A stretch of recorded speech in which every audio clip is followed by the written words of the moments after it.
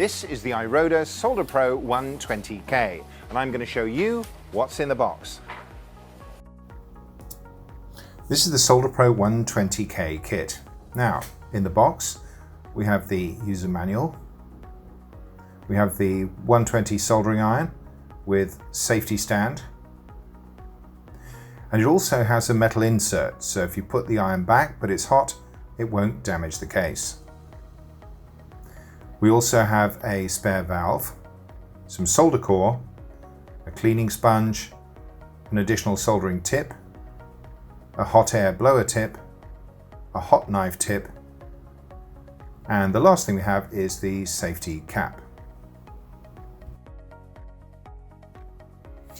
Now I'm just going to change the tip on this iron, show you how it's done. So we just unscrew it,